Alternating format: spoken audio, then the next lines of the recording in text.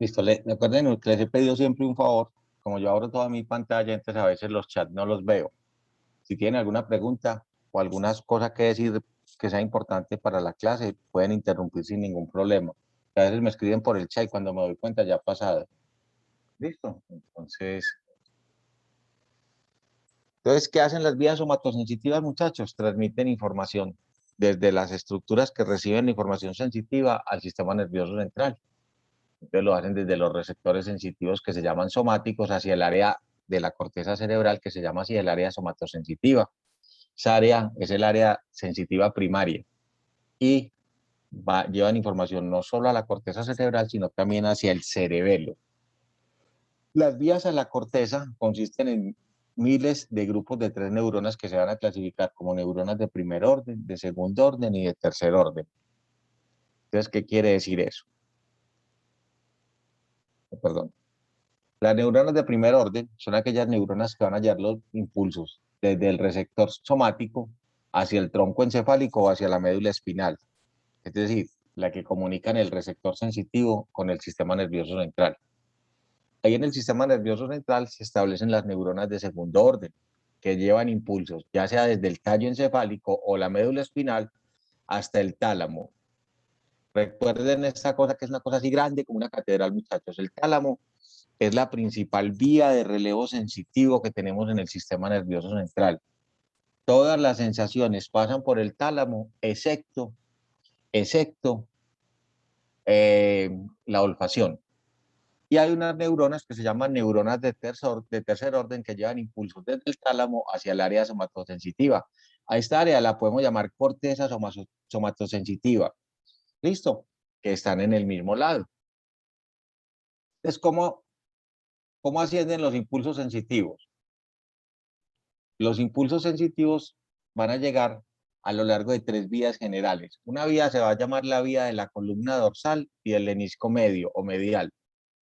La palabra lenisco, muchachos, significa coma. La otra vía se llama la vía anterolateral, y es la vía espinotalámica anterior y espinotalámico lateral. Cuando yo estudié medicina hace 600 años, mis profesores me las enseñaron separaditas. Hoy en día nos hemos dado cuenta que son capaces de intercambiar funciones, entonces por eso se juntaron, entonces se llaman vías anterolateral. Y la otra vía se llama vía trigeminotalámica. ¿Por qué trigeminotalámica? Porque esta vía es la que va a llevar la información sensitiva de la cara. Y si ustedes recuerdan, o si no, yo se los voy a explicar, el trigémino es el nervio de la cara. Entonces, por eso se llama así, vía trigeminotalámica. La sensibilidad de la cara es del nervio trigémino. Entonces, la primera vía se va a llamar la vía de la columna dorsal y del lenisco medio. Esta lleva los impulsos desde los miembros, el tronco, el cuello y la cara posterior de la cabeza. Eso ya no lo habíamos visto. Hola. Profe, sí. ¿Cierto que sí? Veamos más adelante. Esto lo vimos. No, profe. No. ¿Seguro? Sí, seguro. Ah, bueno. Esto no.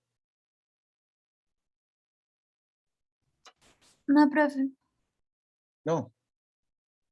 Bueno, digamos pues ahí, porque entonces de todas formas esa información me parece interesante que la retomemos.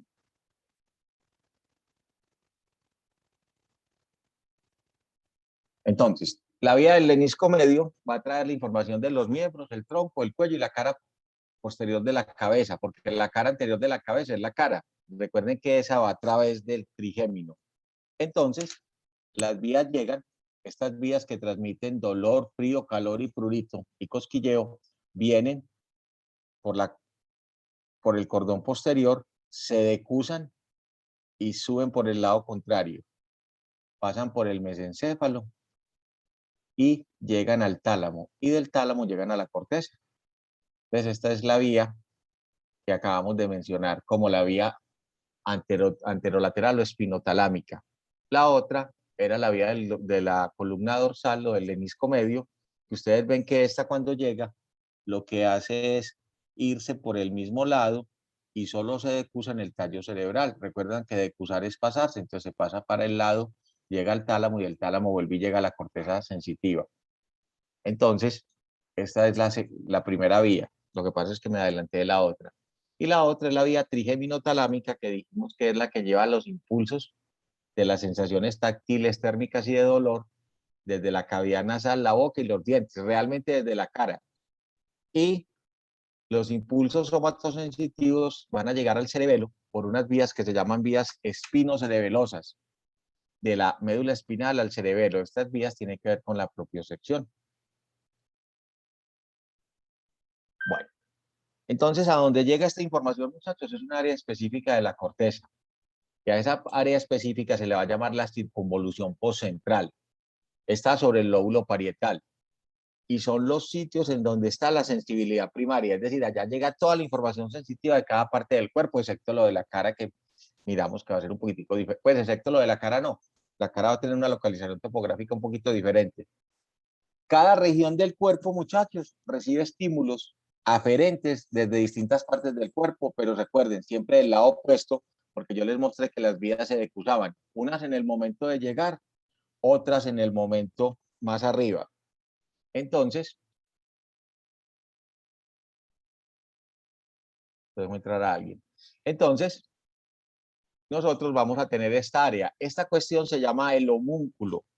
Y así como hay una representación del cuerpo en la parte sensitiva, va a haber una representación del cuerpo en la parte motora. Esta área es el área motora primaria. Un señor que empezó a estudiar el cerebro, empezó a coger el cerebro y a generar áreas. A esas áreas les dio un número. Y a esas áreas se conocen como las áreas de Brodmann. Mientras más grande, mientras más sensible sea un órgano, tiene una representación cortical más grande. Miren el tamaño de los labios. La representación cortical de los labios es gigantesca porque los labios son muy sensibles. Miren la representación cortical de la mano, que es muy grande porque la mano es muy sensible. ¿Listo? Miren la representación de los genitales, es una parte sensible bastante grande, ¿no? Miren la espalda, todo lo que es la espalda y miren el poquito de sensibilidad. La espalda tiene una sensibilidad más bien pobre.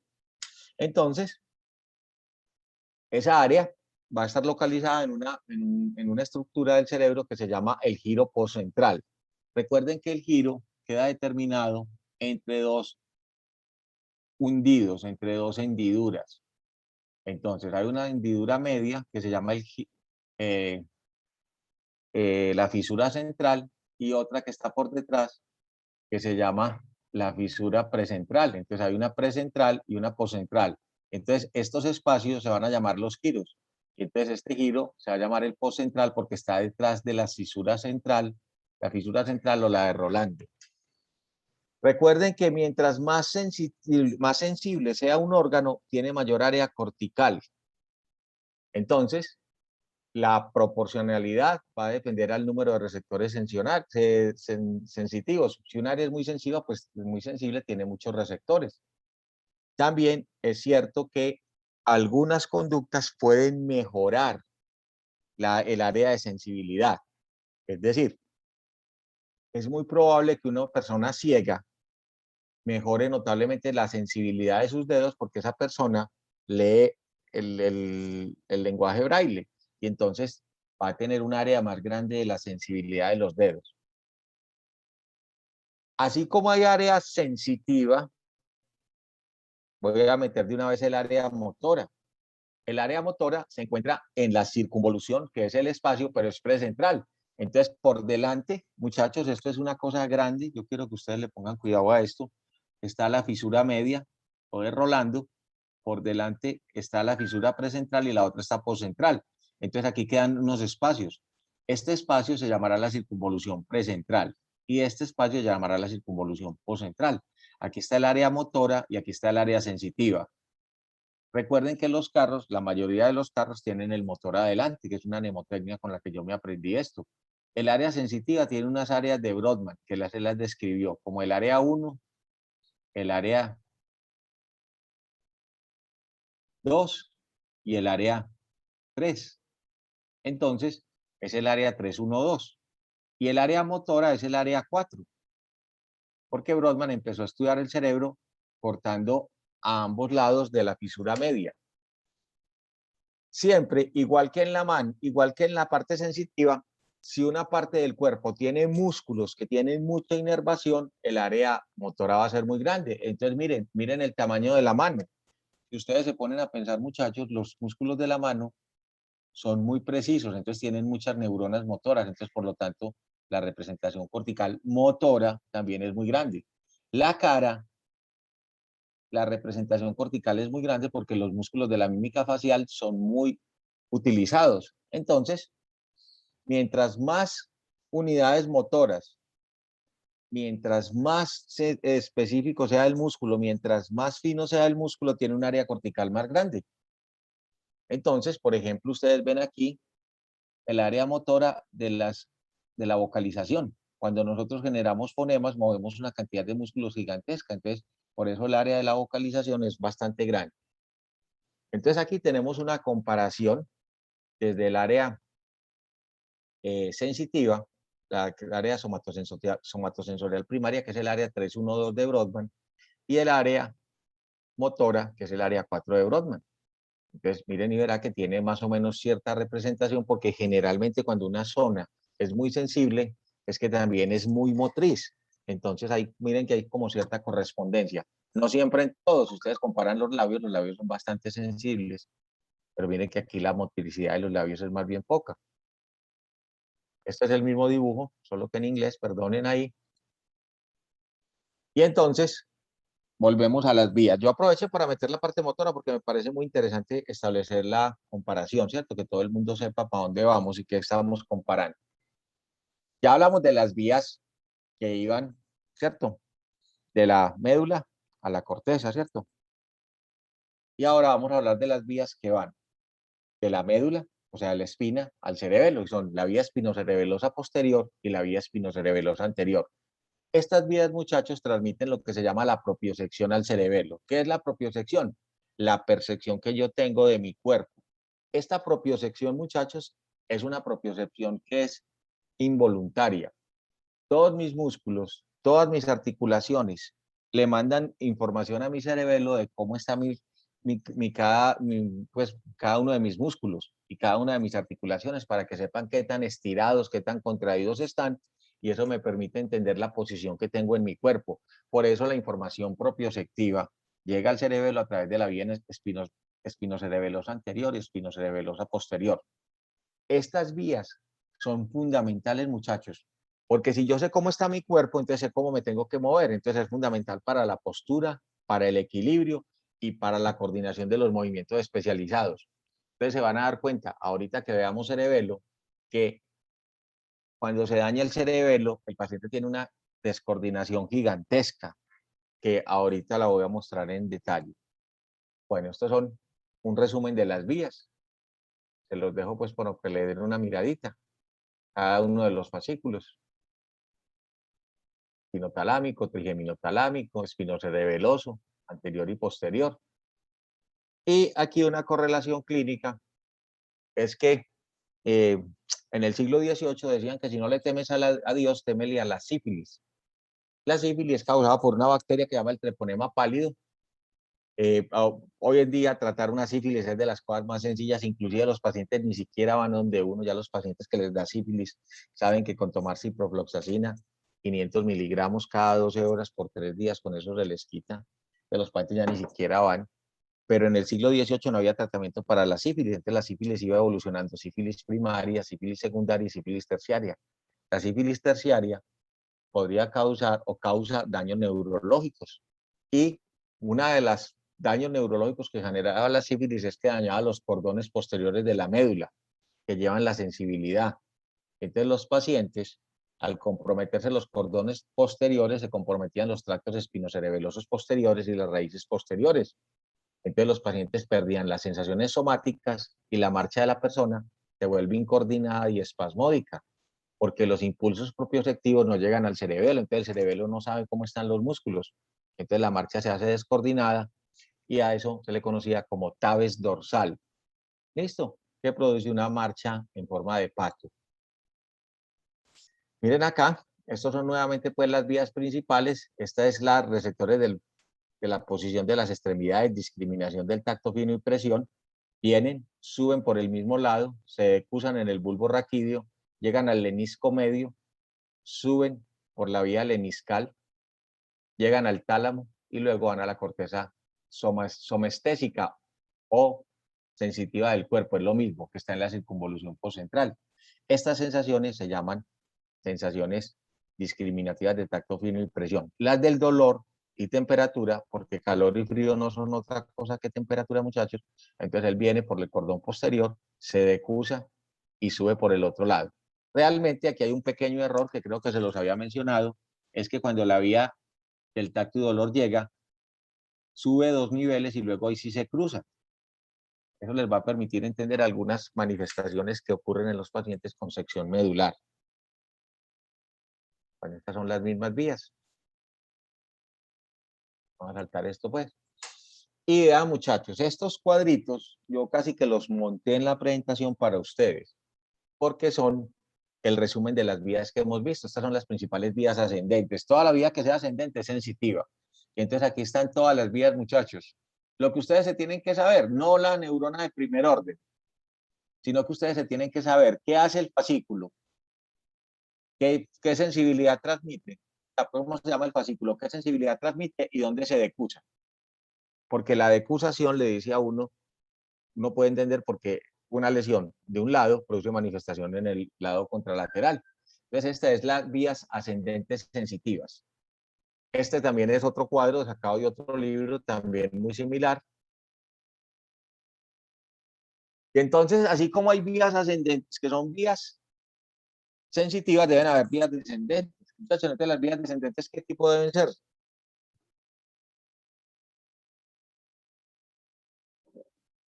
No deben ser motoras. Si las ascendentes son sensitivas, las descendentes deben ser motoras, porque nosotros tenemos dos cosas: aferentes sensitivos y eferentes o motores. ¿Se acuerdan de eso o no? Sí, profe.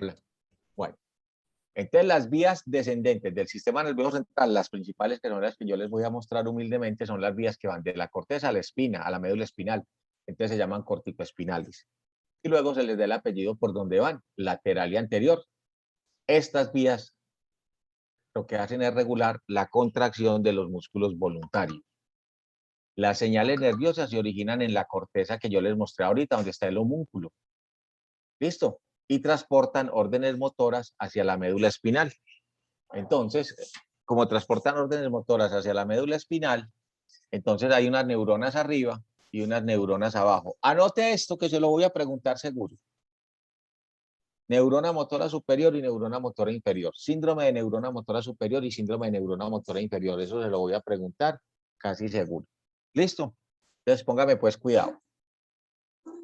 Ojo pues. Entonces viene la vía. Ustedes ven que viene. Bueno, ahora, otra cosa pues es que hay que reconocer es que a quién se le ocurre pintar una vía de color verde. Una cosa horrible, ¿sí o no?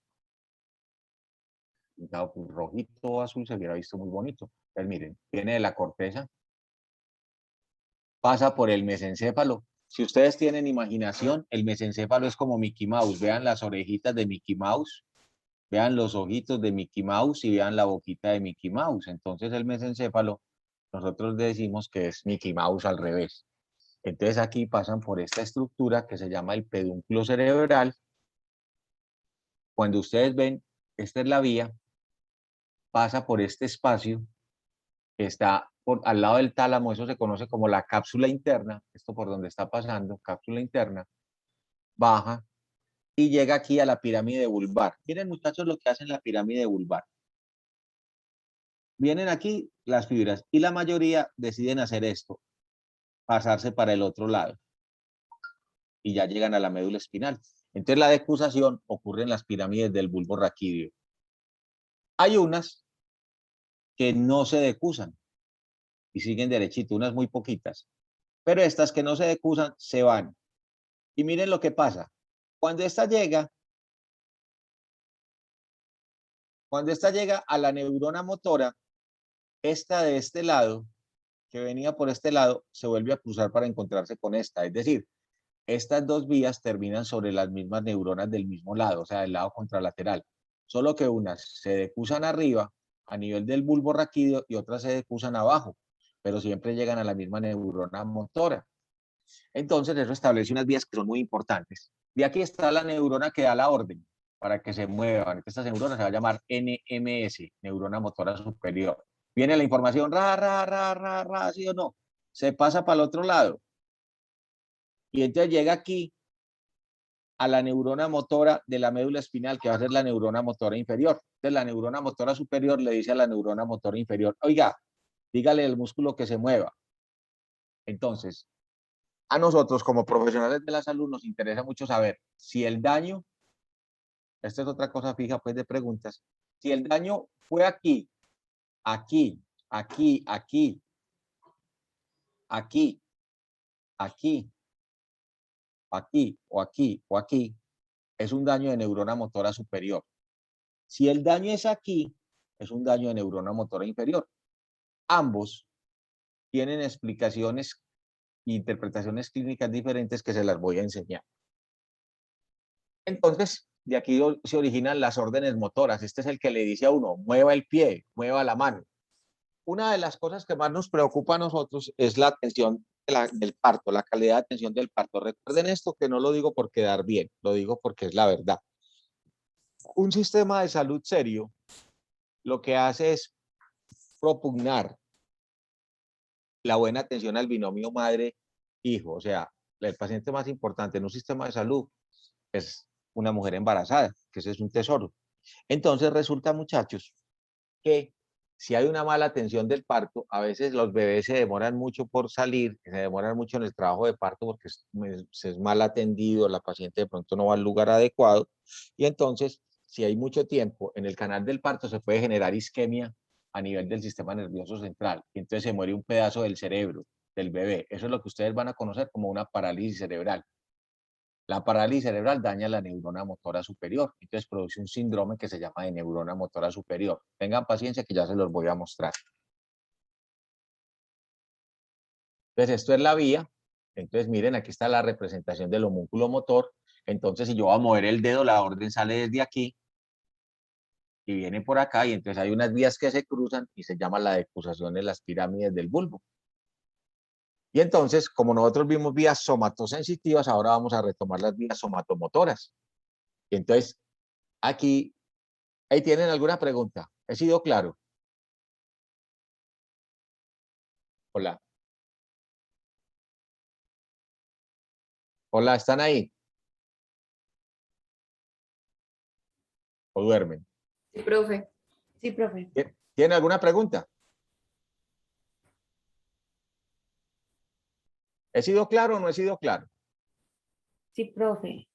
Bueno, entonces ahora estoy hablando de la parte motora. Ahorita hablé de la parte sensitiva. De las vías sensitivas ascienden y las vías motoras descienden. Entonces, las neuronas que se extienden por fuera del tronco encefálico y la médula espinal se van a denominar neuronas motoras inferiores. Las neuronas motoras inferiores son las que reciben la orden.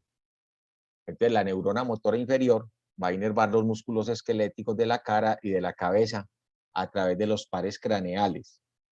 Entonces, aquí se inerva los músculos de la cara y de la cara y el cráneo a través de dos nervios. El nervio facial, que es el nervio de todos los músculos de la cara, y la tercera rama del nervio trigémino, muchachos, que mueve los músculos de la masticación. Entonces, esos músculos de la cara son inervados por una vía que va de la corteza al bulbo. Entonces, la vía se llamará córtico-bulbar. Y la otra vía va de la corteza a la médula espinal. Entonces, se va a llamar córtico-espinal. La vía córtico-espinal ya controla los músculos que están desde el cuello para abajo. Y entonces, eso lo hace a través de los nervios espinales. Entonces, ¿cómo controla los músculos? Los de la cara a través de los nervios craneales, realmente a través del quinto y el séptimo, y los músculos del resto del cuerpo a través de los nervios raquídeos que se originan en la médula espinal, nervios raquídeos o nervios espinales. Entonces, nosotros vamos a hablar de las vías somatomotoras que transmiten impulsos a las neuronas motoras inferiores. Y entonces aquí, esto se va a dividir en 4 circuitos distintos. Esos 4 circuitos van a ser, primero, neuronas del circuito local. Son localizadas próximas a las neuronas motoras en el tronco encefálico y la médula espinal. Las neuronitas que están cerquita a las neuronas motoras inferiores. Neuronas motoras superiores que transmiten los impulsos, tanto a las neuronas del circuito local como a las neuronas motoras inferiores. Entonces yo sé lo que ustedes me van a decir. Miren esto. Cuando viene la información desde arriba, de la neurona motora superior, cuando viene la información desde arriba, entonces aquí está la neurona motora superior. Entonces ella saca la información, la vía CDQ se llega a la neurona motora inferior. Pero antes de llegar a la neurona motora inferior hay unas neuronitas aquí que le permiten comunicarse acá. Entonces estas neuronas son las que se llaman del circuito local. Y aquí ya se comunica con la neurona motora inferior, que esta es la que va a ir a inervar el músculo y le va a decir al músculo, el patrón dijo que nos moviéramos. Ustedes van a comparar este como el gato y este el ratón. Entonces normalmente el gato le da órdenes al ratón. Ahorita vemos por qué esa comparación que parece tan absurda. Entonces, llevo 2 circuitos, circuito local, el circuito de las neuronas motoras superiores, que es de aquí donde se origina el pensamiento del movimiento, y neuronas de los núcleos basales. ¿Qué son las neuronas de los núcleos basales? A veces ustedes van a encontrar que a veces a esto no le dicen núcleos basales, sino que le dicen ganglios basales. Es un error, pero es una cosa que la gente lo utiliza tanto que a veces se acepta como normal. Los núcleos basales son unas acumulaciones de neuronas que están dentro del cerebro y esas neuronas ayudan al movimiento al transmitir información a las neuronas motoras superiores. Entonces ellas le están diciendo a las neuronas motoras superiores. Es como cuando alguien le pone la queja, entonces le está diciendo, ves, se están moviendo así, ves, se están moviendo así, entonces hace esto.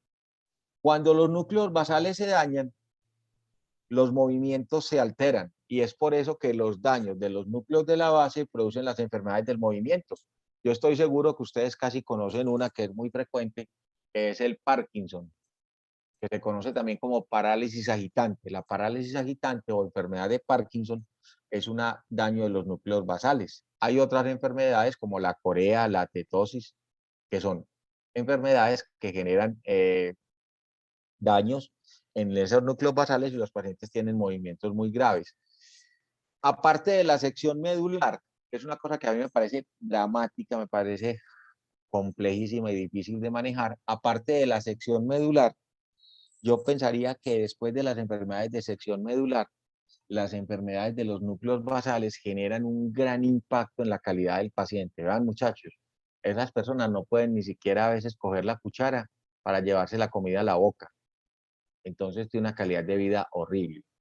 Pues voy a ver si más adelante les puedo mostrar unos videitos de esto. Y las otras son las neuronas cerebelosas. ¿Se acuerdan que las cerebelosas, el cerebelo recibía información de cómo estaban los músculos o no? ¿Sí o no?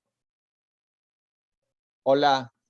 Sí, profe. Sí, Y profe. entonces el cerebelo, como sabe cómo están los músculos, entonces ahora le está diciendo a los músculos, mantengan la contracción necesaria para que podamos estar en posición normal. Entonces también va información a las neuronas cerebelosas que asisten al movimiento mediante el control de las actividades de la neurona motora superior.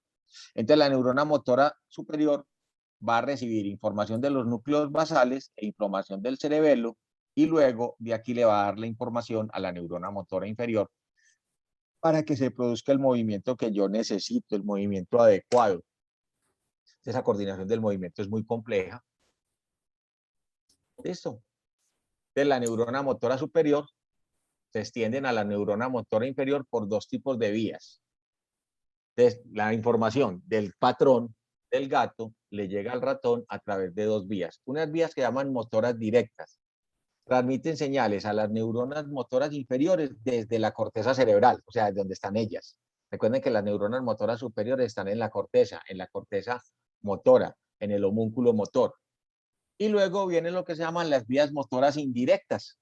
Esas vías motoras indirectas van a transmitir señales a las neuronas motoras desde centros motores que están en los ganglios basales, en el cerebro y la corteza cerebral, para ayudarle a percibir el movimiento de una manera adecuada. Entonces, no solo viene la orden, sino que esto me dice cómo la coordino.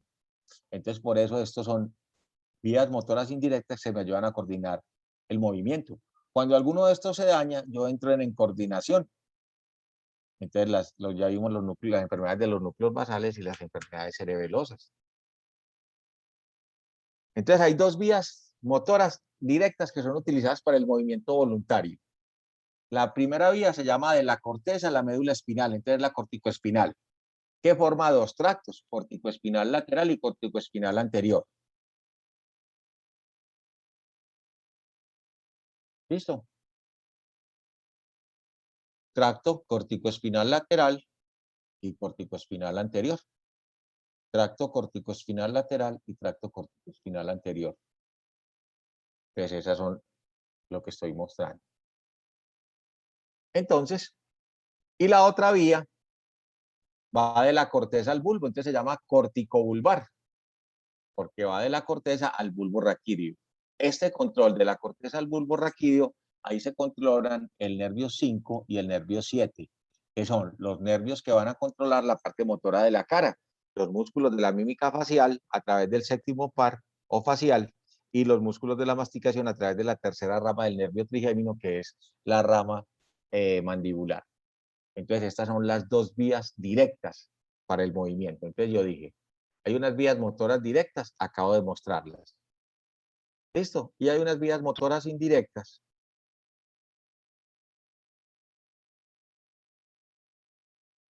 Bueno, esperen que aquí hay una cosita que vale la pena. Esperen, yo admito aquí a alguien.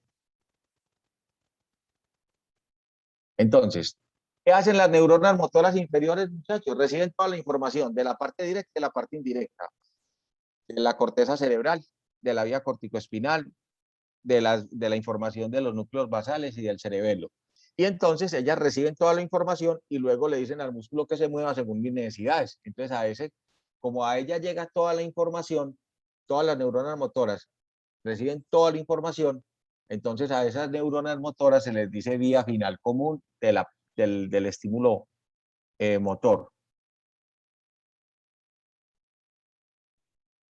Entonces, vamos a hablar de una vía que se llama la vía directa.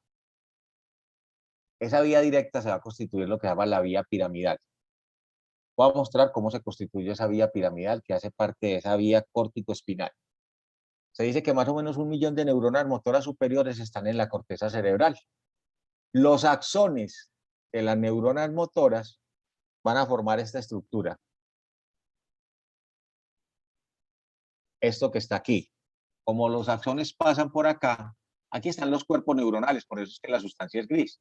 Y aquí ya está la salida de los axones, por eso es blanco. Entonces, como los axones pasan por aquí, forman este espacio. A este espacio se conoce como la cápsula interna. Entonces, por eso es que aquí dice que se forma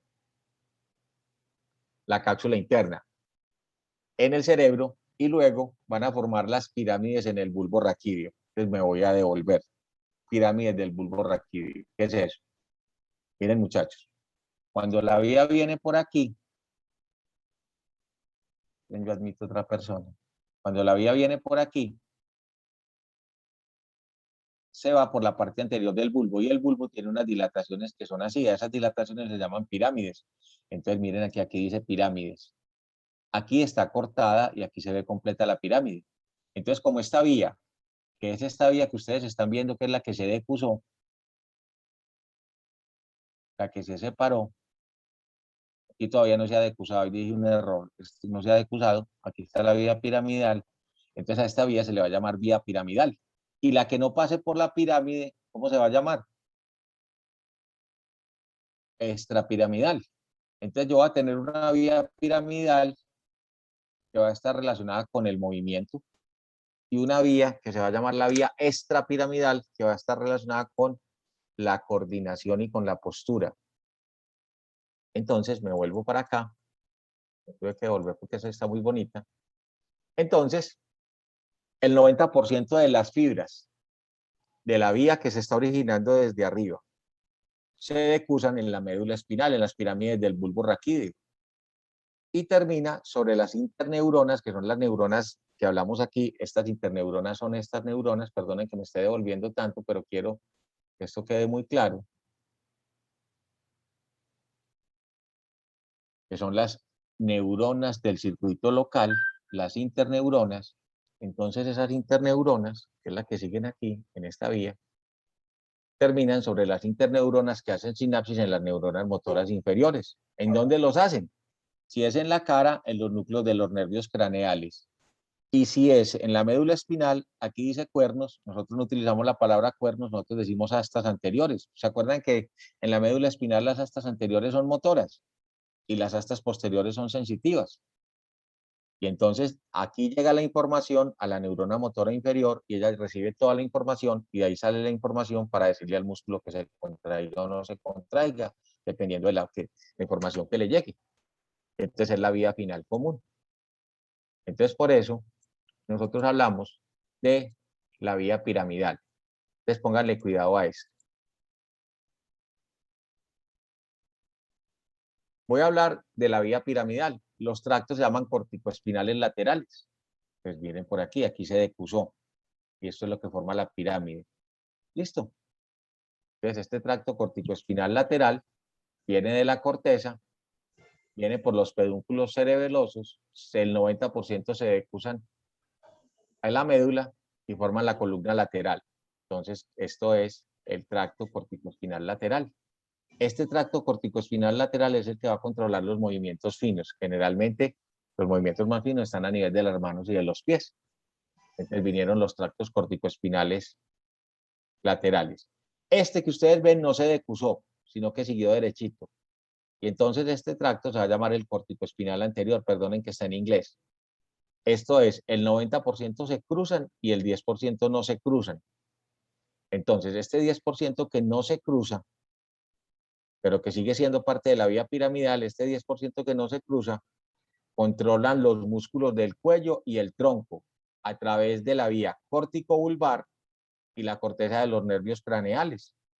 ¿Listo? De los nervios craneales que mueven músculos, por ejemplo, el tercero, el cuarto, el quinto, el sexto, el séptimo, el noveno, el décimo, el undécimo y el 12.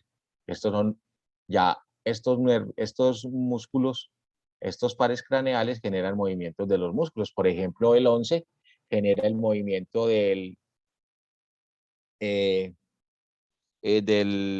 esternocleidomastoideo y del trapecio. Entonces, la vía piramidal tiene una vía corticoespinal lateral que se va para la parte fina, manos y pies, y otra vía que es corticoespinal anterior que va a controlar los músculos del cuello y del tronco y va a formar el tracto córtico vulvar y va a generar, esperen que otra persona está entrando, y va a generar comunicación con estos nervios. Entonces, ahí a través de estos pares craneales, nosotros encontramos que por los pares craneales nosotros controlamos los movimientos de la cara, los movimientos de los ojos, de la lengua, de la masticación, de la expresión y del habla. Entonces estas son las vías corticoespinales que llevan impulso para los músculos de los miembros y el tronco. La que se decusa lo hace para los músculos de los segmentos distales, o sea, para las manos y los pies, y las que no se decusan para el cuello y la cara. Entonces ese es el tracto corticoespinal lateral y este es el tracto corticoespinal anterior. Y este que ustedes ven acá es el tracto córtico-vulvar. El tracto córtico-vulvar llega al bulbo raquídeo y de ahí sale a través de los pares craneales. Vean el nervio séptimo, vean el nervio hipogloso. ¿Listo?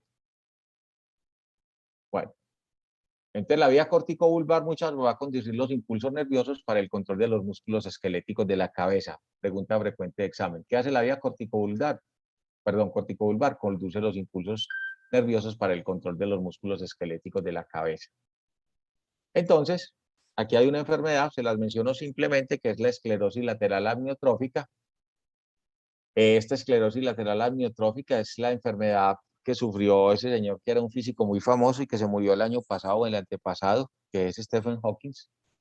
Listo, esa es una enfermedad autoinmune. También a la enfermedad se le dio un nombre muy especial, que es la enfermedad de Lou Gehrig, porque Lou Gehrig no es el médico que la descubrió ni el investigador que la descubrió, sino un famoso basquetbolista de los Yankees de Nueva York que murió a los 37 años en Nueva York a causa de la patología.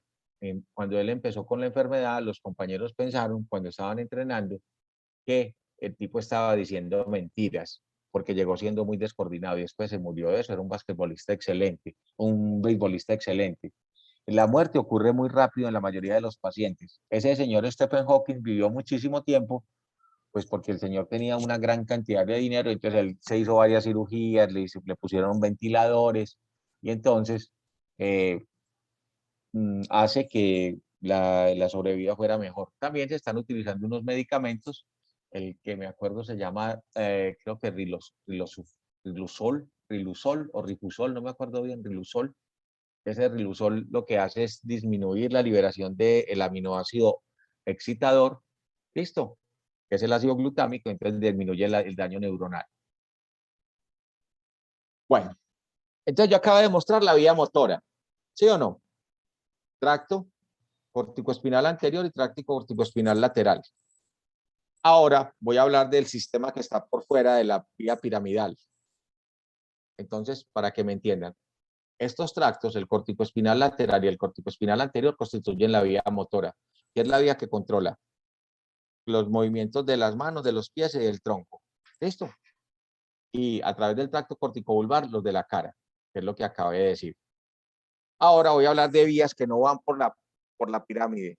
La vía se llama piramidal no solo porque pasa por las pirámides del bulbo, sino que las neuronas que lo originan en la corteza se llaman neuronas piramidales o neuronas gigantes de Belz.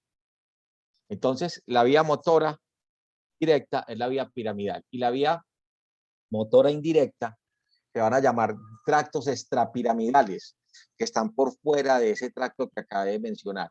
Esos tractos van del núcleo rojo, que es un núcleo que está en el cerebelo, a la espina, se llaman rubroespinal. Del tegmento mesencefálico a la espina, del vestíbulo, que es del oído, del equilibrio del oído a la médula espinal, de la corteza, de lo que se llama el sistema reticular, que es el sistema que lo mantiene a uno despierto, a la espina, y ese retículo espinal tiene dos tractos, lateral y medial. Pues estas vías motoras indirectas se constituyen lo que se llama el sistema extrapiramidal. Ese sistema extrapiramidal ayuda a regular la postura.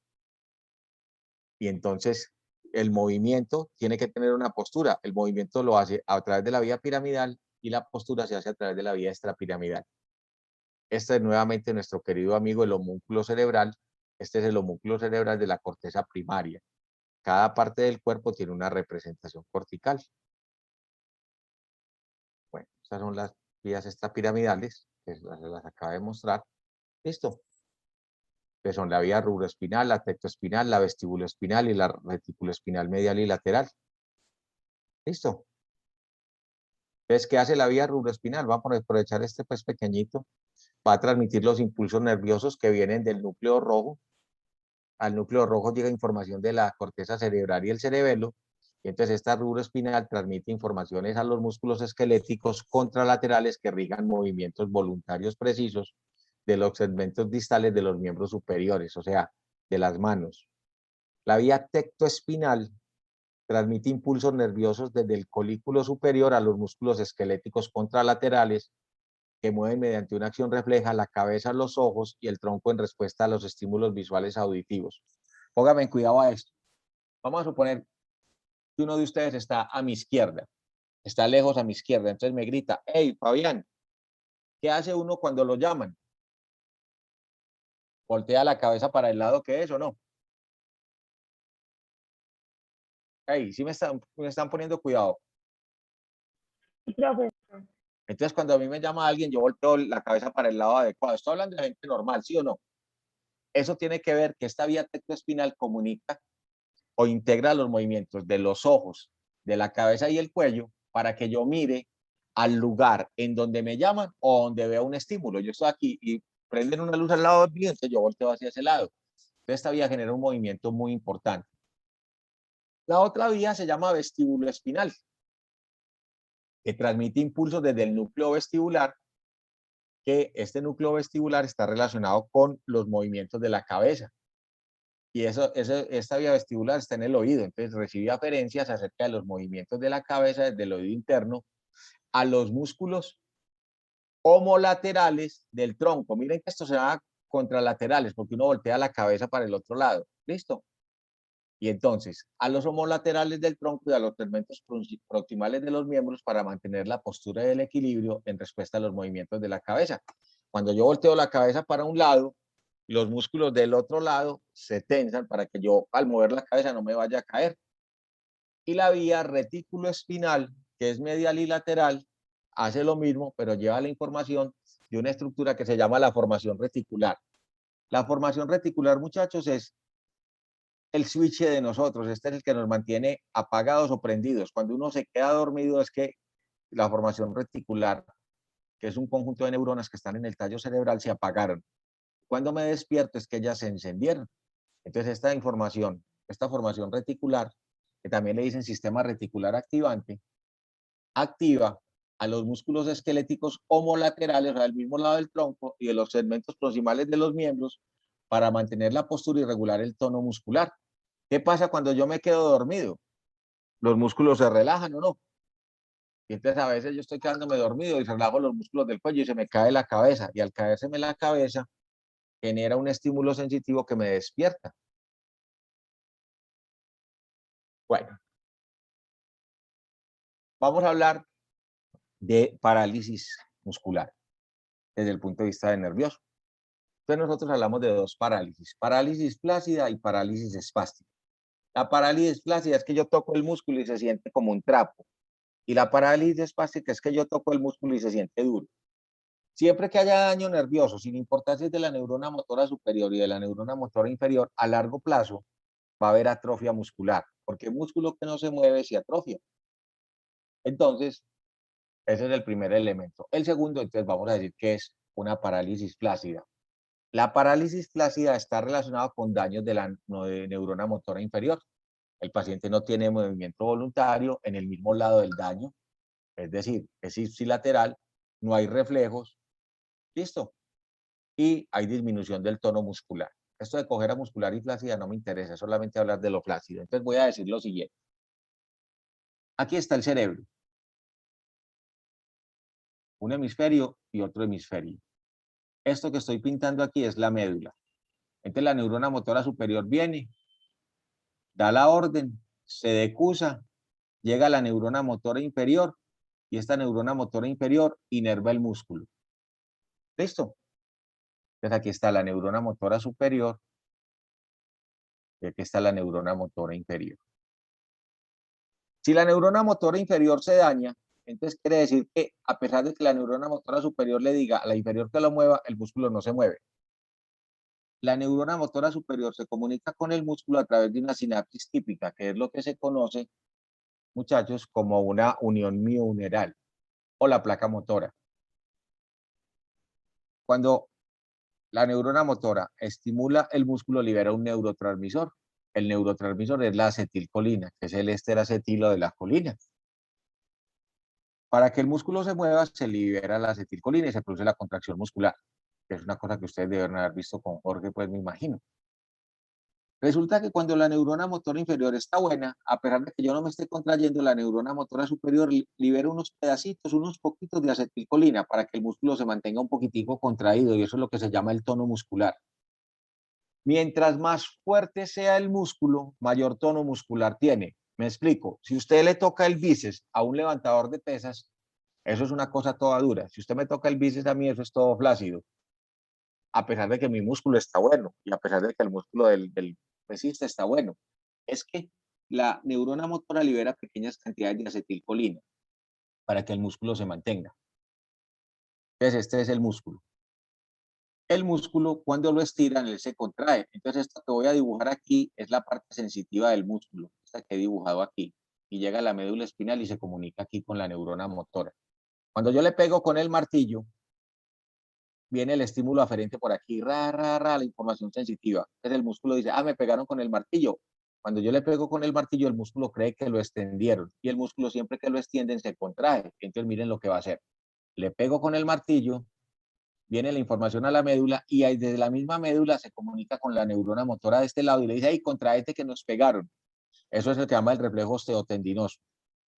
Entonces, para el reflejo osteotendinoso se necesita la vía aferente y la vía eferente, que están en la misma médula. En la vía eferente participa la neurona motora inferior. Si el paciente tiene dañado la neurona motora inferior, no hay liberación de acetilcolina. Entonces, el tono muscular no se genera, entonces el músculo se relaja, entonces se produce una parálisis flácida. ¿Hasta ahí ha sido claro? Hola. Sí, señor. Y entonces, ese es el primer evento. Y segundo, le va a pegar al paciente que tiene la neurona motora inferior mala. Le pego con el martillo. Viene el estímulo sensitivo. Llega a la médula y se va a devolver. ¿Qué le pasa cuando se va a devolver?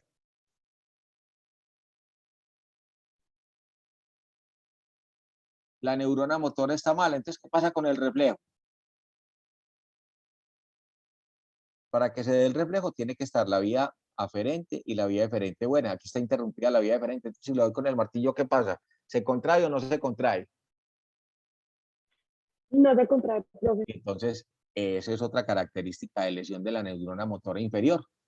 Hay arreflexia, sin reflejo o disminución de los reflejos. Volvamos a hacer nuestro dibujo. Neurona motora inferior. ¿Listo? Se dañó la neurona motora superior aquí, aquí, aquí, aquí, aquí, aquí, donde quiera. Entonces, ¿qué pasa? No hay quien le ordene a la neurona motora inferior que le diga al músculo que se contraiga. Entonces, ¿hay parálisis o no? Porque este es el patrón. ¿Se acuerdan? Este es el gato. Cuando el gato se va, ¿qué hace el ratón? Y está. Entonces, miren, como si tengo la neurona motora inferior, sí se libera la acetilcolina, ¿o no? Porque la neurona motora inferior está buena. Entonces, la neurona motora inferior, que esta es la vía sensitiva, la vía aferente, perdón, motora, entonces está buena, entonces libera la acetilcolina, entonces el músculo tiene cierto grado de contracción, entonces está paralizado, pero está contraído. Entonces, a ese tipo de contracción se llama parálisis espástica, porque hay contracción. Le pego con el martillo, viene por aquí la parte, llega aquí y sale porque este está bueno, entonces el músculo se contrae, entonces hay reflejo. Pero como este está aquí, este es un regulador, y como no está, entonces cuando le pego con el martillo, el reflejo se aumenta. Entonces los pacientes que tienen parálisis espástica por lesión de neurona motora superior, los reflejos osteotendinosos están aumentados. El que tiene parálisis flácida, los reflejos osteotendinosos están disminuidos o no existen. Entonces, esas son dos diferencias sutiles importantes de parálisis de neurona motora superior e inferior. ¿Listo?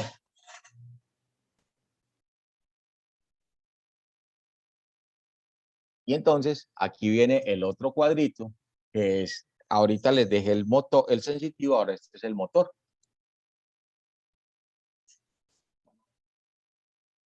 Entonces, seguimos hablando de la parte somatomotora, de la que genera movimiento del cuerpo. Es una de esas cosas o una de esas estructuras del sistema nervioso central. Profe, qué pena, ¿podría devolver la imagen un momentico?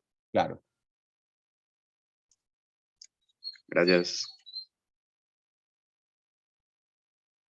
Entonces, sigamos hablando de estructuras del sistema nervioso central que tienen que ver con el cerebelo. El cerebelo ayuda a la parte somatomotora realizando 4 actividades. Controla la intención del movimiento. ¿Qué es la intención del movimiento? Entonces yo digo, voy a estirar mi mano a coger esa Coca-Cola. Entonces esa es la intención. Controlo el movimiento en sí. Entonces cuando yo mido la distancia de mi mano a la Coca-Cola, yo no me equivoco. Entonces estiro la mano y alcanzo la Coca-Cola. Si yo tengo problemas cerebelosos, o me quedo corto o me voy largo. O sea, no llego a coger la Coca-Cola o me paso del lugar donde está. Y este cerebelo también compara las señales efectoras con la información sensitiva. Entonces me dice a mí, no le podés hacer tan duro, no lo podés coger tan duro porque entonces se revienta el huevo. Y genera la información correctora. Yo voy caminando y entonces mis pasos tienen una distancia y llego a un lugar donde hay un hueco. Entonces, ¿qué hago cuando va a llegar al hueco? O acorto el paso o alargo el paso para saltar el hueco. Eso se llama fenómeno anticipatorio. Entonces el cerebelo tiene esa capacidad de controlar de ayudar a la parte somatomotora, controlando la intención del movimiento, teniendo una influencia directa sobre el movimiento, regulando la información sensitiva y transmitiendo la información correcta. Esto no me interesa. Lo que sí pues, deben recordar es las diferentes secciones medulares. Si hay una lesión en la médula espinal a nivel cervical, se produce cuadriplegia. Esto no se preocupen, no es que está mal escrito, sino que la diapositiva, pues el dibujito estaba en un libro en italiano. Listo.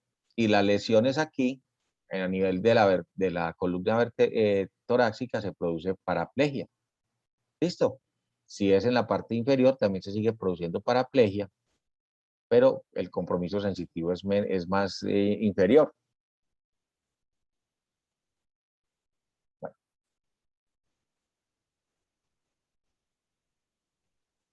Entonces, sigamos con esto de la médula. Ya con toda esta información, nosotros podemos decir que las funciones de la médula espinal es procesar los reflejos. ¿Se acuerdan que el reflejo entra y sale en la médula? Integra los potenciales inhibidores y excitadores postsinápticos, conduce los impulsos sensitivos al cerebro y los impulsos motores a los efectores. Es decir, él le dice, por ella suben la información sensitiva y por ella bajan la información motora. Eso que ustedes ven ahí es una cosa muy grave que puede ocurrir en algunos niños, que se llama espina bífida. No se cierran las vértebras, entonces la meninge y la médula espinal salen por el orificio que queda, y entonces estos niños terminan siendo parapléjicos. Si aquí este niño tiene un mielomeningocele, o sea, tiene la meninge y la médula salida.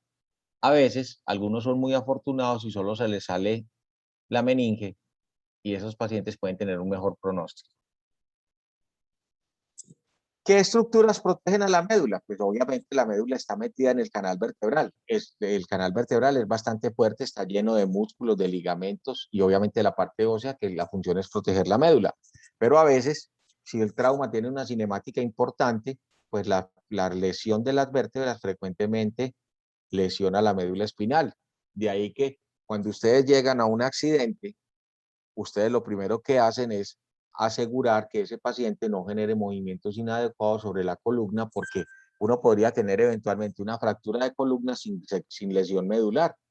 Entonces, una de las cosas más importantes en la atención prehospitalaria, y por eso es que la atención prehospitalaria cada día es más importante, cada día se le da más valor, y yo espero que me toque pues esa parte, cuando sea una profesión, o sea, se le quite el ribete de tecnología, sino que se le lleve a profesionalismo, porque son excelentes todos ustedes.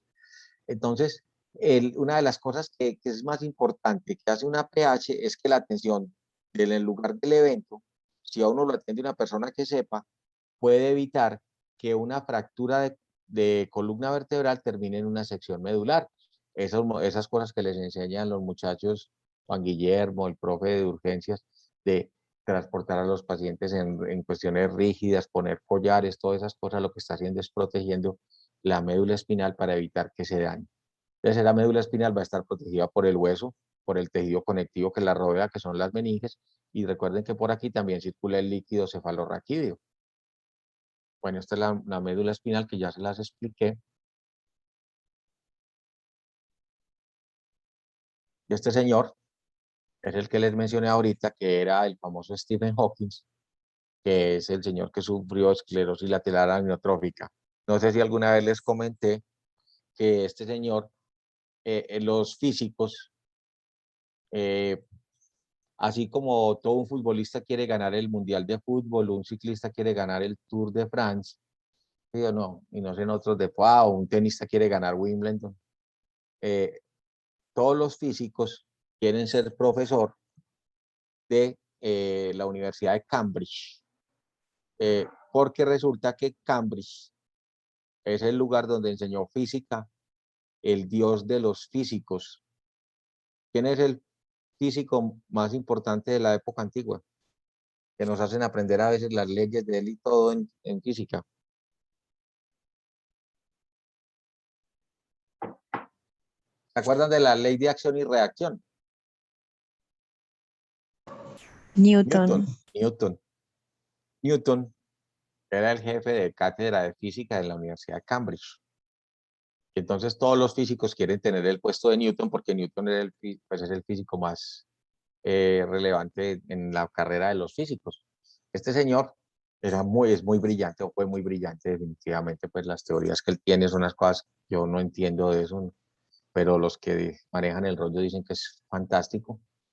Este señor iba muy bien en la vida, brillante, muy joven, ya había llegado pues a un tope intelectual muy alto. Le ofrecieron la coordinación, la cátedra de Newton en la Universidad de Cambridge, y él iba muy bien. ¿Saben cuándo le apareció la enfermedad? Cuando decidió qué. ¿Cuál es la cosa más grave y estúpida que uno puede hacer en la vida? Casarse, profe. Exacto. ¿Quién dijo eso tan inteligente?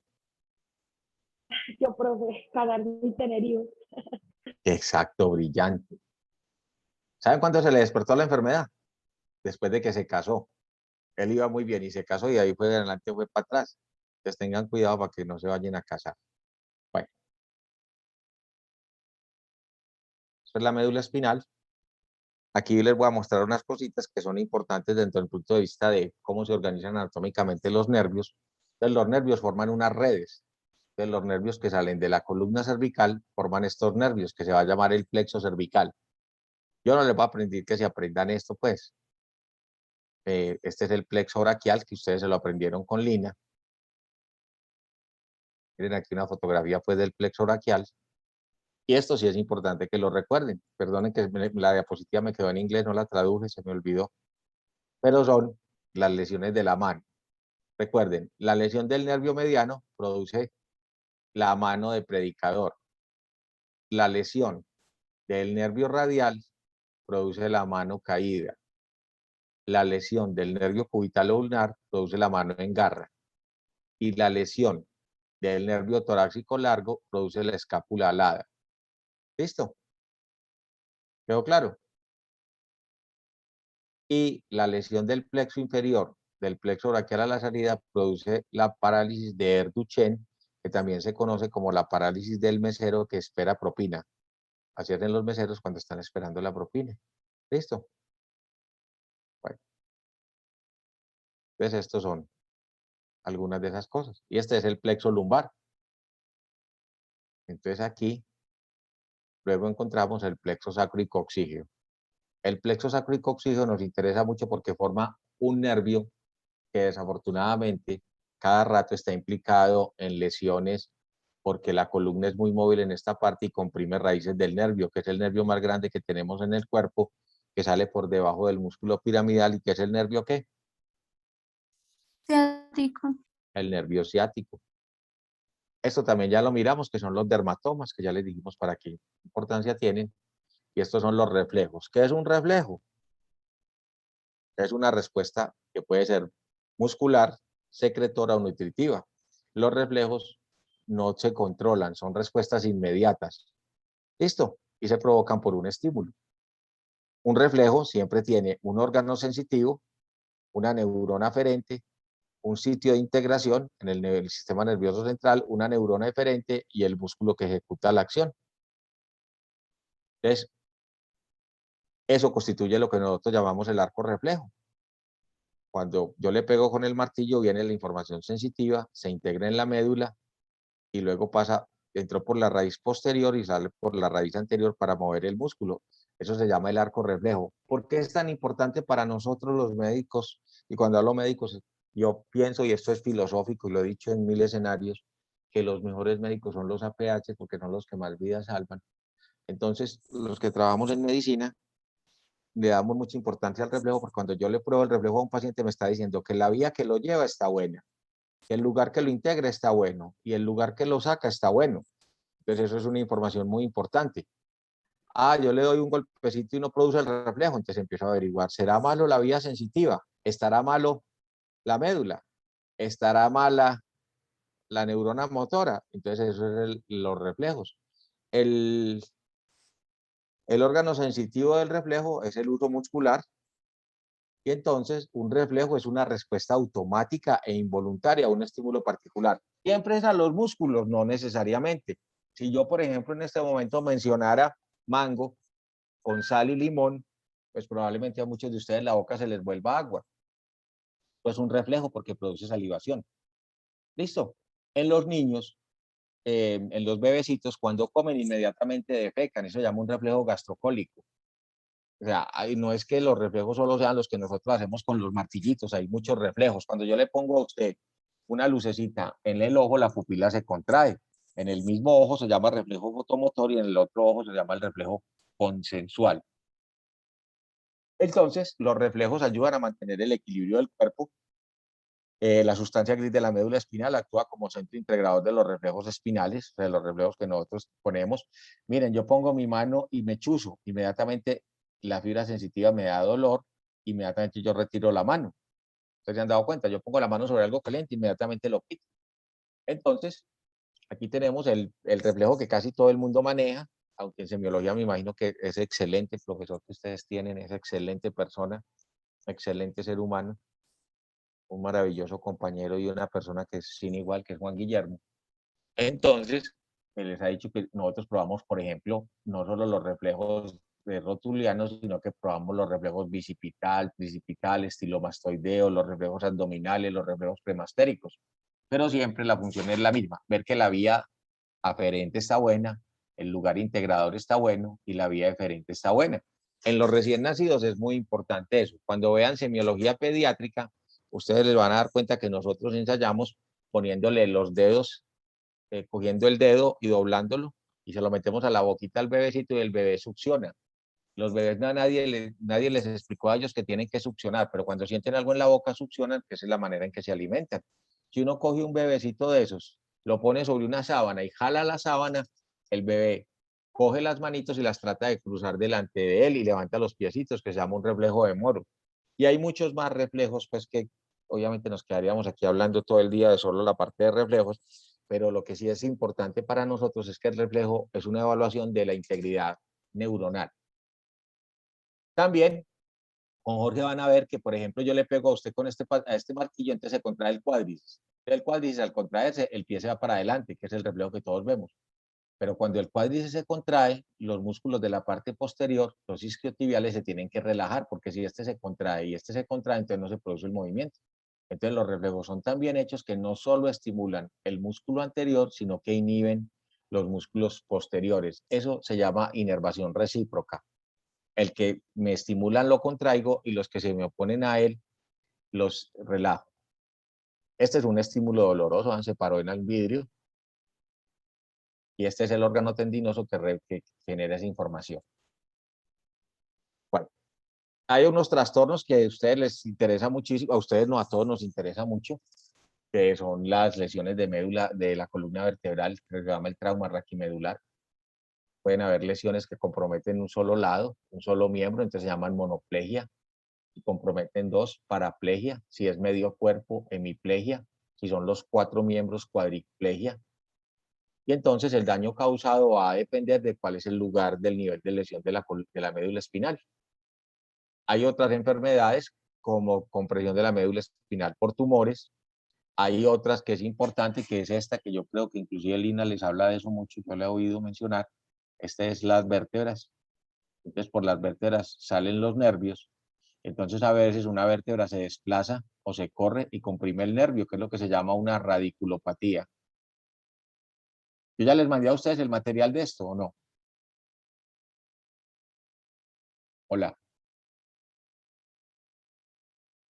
Chicos. Hola. ¿Me escuchan? Hola. Alguien que me conteste, por favor.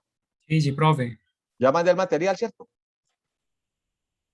Ah, no, no sé, no sé. Profe, no, yo creo que no. No, entonces voy a hacer un breve, voy a parar 5 minuticos, porque esto sí me interesa que lo tengan, porque el examen es el lunes, entonces para que tengan tiempo de estudiar. Les voy a mandar el material.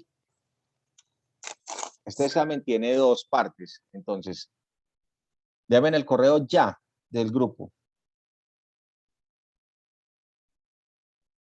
Hola.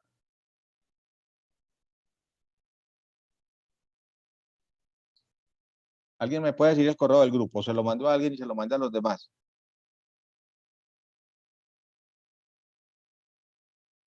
Profe, es Sí. aph.uces2021@gmail.com.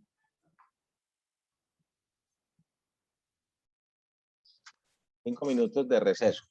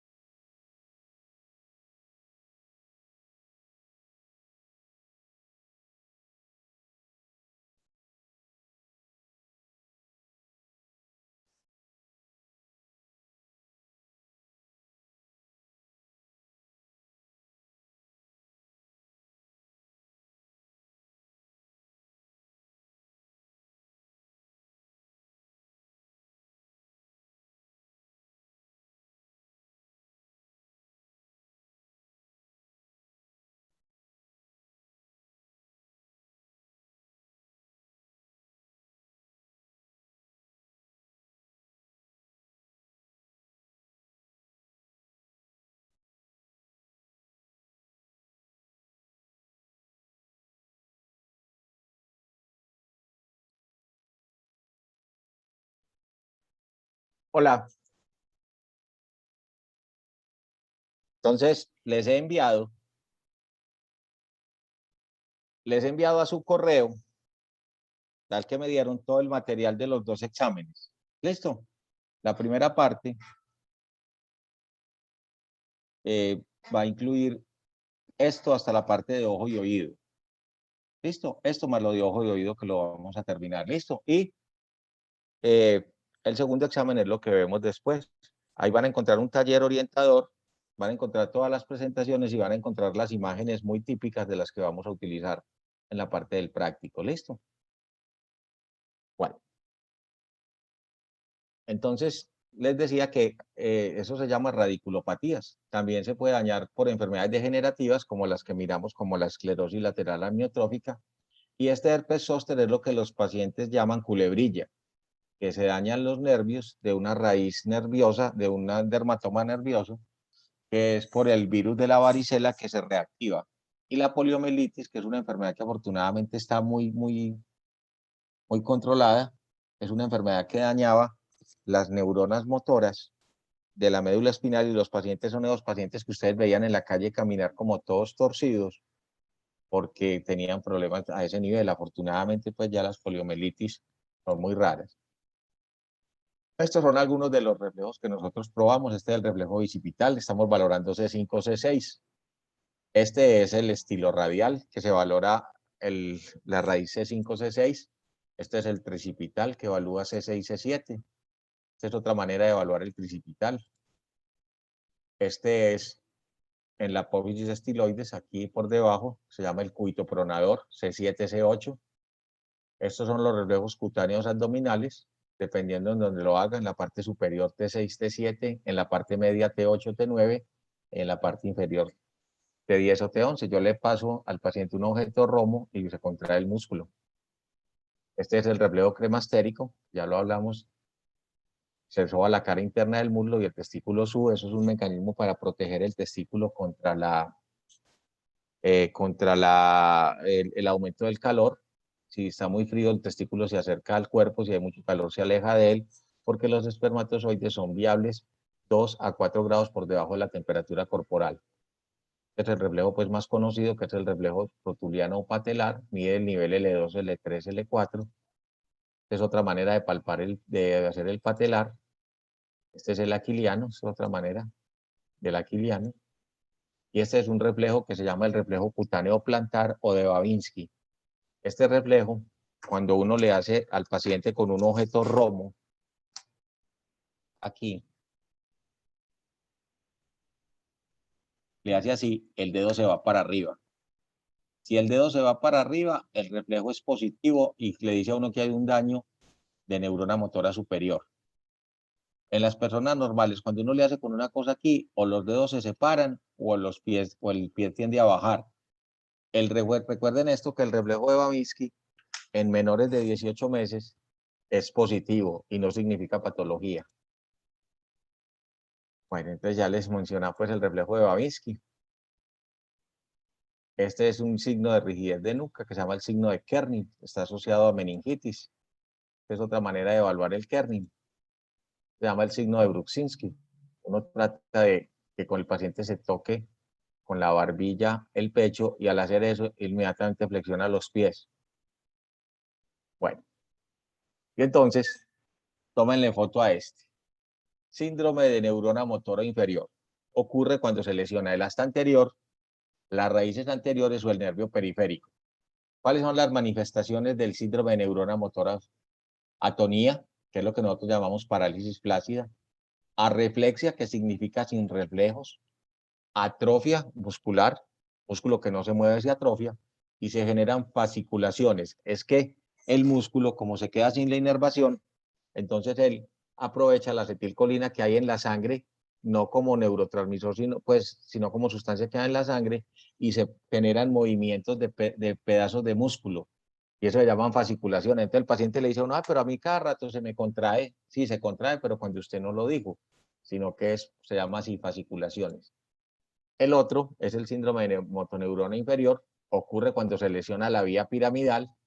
Las manifestaciones son parálisis espástica, que se llama hipertónica, hiperreflexia osteotendinosa, reflejo de Babinski, que es el que les acabé de mostrar, y una cosa que se llama clonus.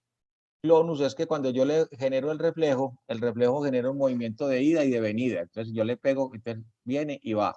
El clonus viene, va, viene, va, viene, va, viene, va, viene, va, viene, va. Como si fuera un, ¿cómo se llama? Como si fuera un péndulo. ¿Listo? Hay otro síndrome, que es un síndrome que es el síndrome de hemisección medular. Se llama así el síndrome de Brown-Séquard. Esta es otra pregunta frecuente en los exámenes.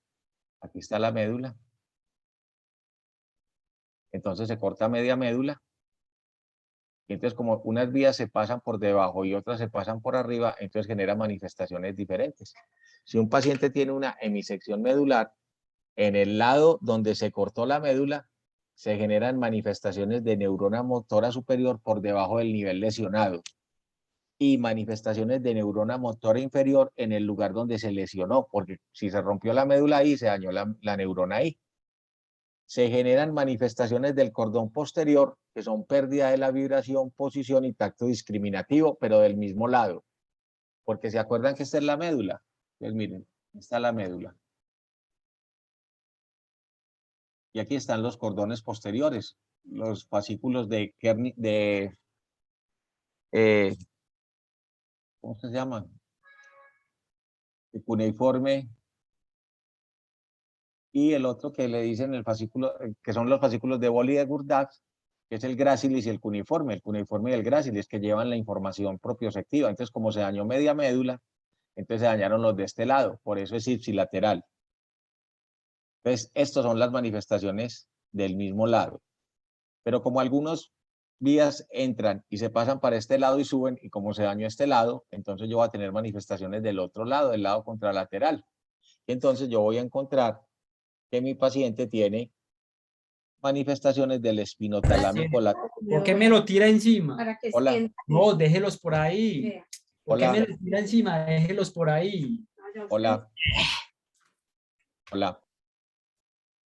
Entonces, encontramos contralateral, signos del espinotalámico lateral, o sea que el paciente tiene pérdida del dolor y la temperatura del otro lado. ¿Listo? Y signos bilaterales, pérdida del dolor y temperatura, 1 o 2 segmentos por debajo de la lesión. Esto es porque la decusación aumenta o sube 2 laditos. Pero yo me conformaría con que manejaran hasta aquí, de aquí para arriba. Entonces nosotros vemos que los pacientes que tienen esa condición van a tener dolor, cambio del dolor y la temperatura del lado contralateral. Y también van a tener problemas de vibración, posición y tacto discriminativo del mismo lado.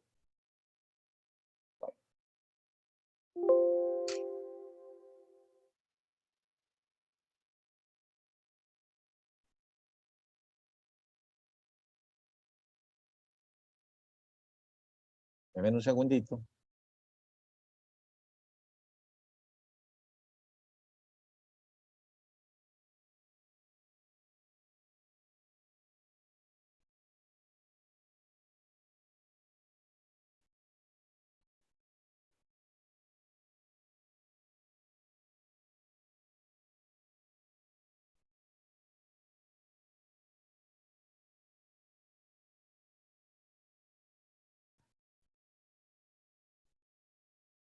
Entonces, vamos a mirar el concepto de sentidos especiales. Entonces ya miramos la médula, las generalidades, ya hablamos de las vías.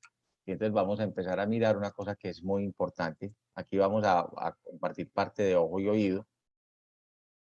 Entonces, los sentidos especiales empiezan con el olfato.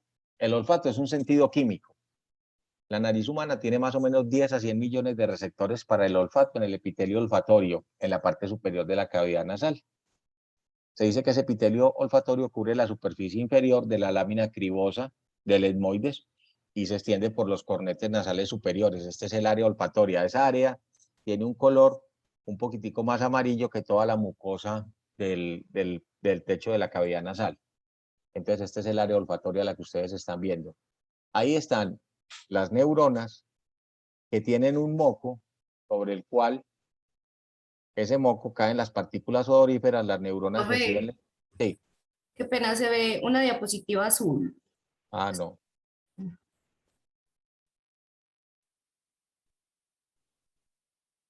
Espérenme.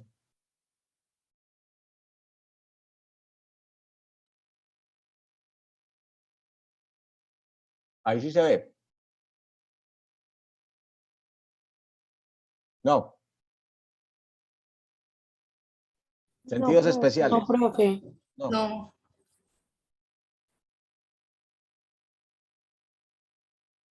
Ahí. Ahí sí. Bueno, sentidos especiales. Entonces empezamos con el olfato. Yo les decía que el olfato es un sentido químico. La capacidad de discriminación del olfato de los humanos es más bien pobre. Es un sentido que nosotros hemos sacrificado porque mejoramos la visión y la audición. Hay más o menos entre 10 a 100 millones de receptores para el olfato en el epitelio olfatorio que está en la parte superior de la cavidad nasal. El epitelio olfatorio va a cubrir la superficie inferior de la lámina cribosa, el etmoides, y se extiende hasta los cornetes nasales superiores. Es esto lo que estoy diciendo. Ahí están las neuronas que participan en la información del olfato.